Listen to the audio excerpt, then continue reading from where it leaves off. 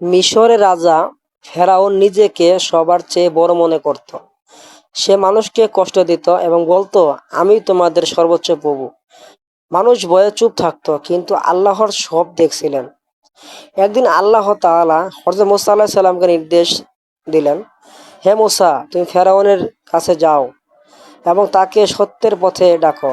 মুসা আলাইহিস সালাম ভয় পেলেও বললেন, হে আমার রব, আপনি আমার সাথে থাকুন। মুসা আলাইহিস সালাম সাহস করে ফেরাউনের দরবারে গেলেন।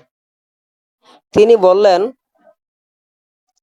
আমি বিশ্বজগতের প্রতিপালকের পক্ষ থেকে এসেছি। আল্লাহ ছাড়া কোনো উপাস্য নেই। ফেরাউন রাগে আগুন হয়ে গেল, কিন্তু সে মুসা আলাহিসাল্লামের সাল্লামের উপর ভরসা রেখে দাঁড়িয়ে বললেন,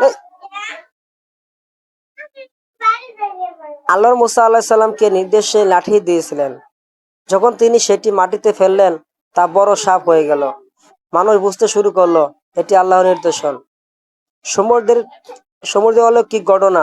শেষে যখন ফেরাউন সৈন্য নিয়ে আক্রমণ করতে এলো, তখন মুসা আলাহিসাল্লামের সাল্লামের আল্লাহর আদেশে লাঠি দিয়ে সমুদ্রে আঘাত করলেন। সমুদ্র দ্বিখণ্ডিত হয়ে রাস্তা তৈরি হলো। মুমিনরা নিরাপদে পার হলো, আর ফেরাউন তার সৈন্যরা ডুবে গেল।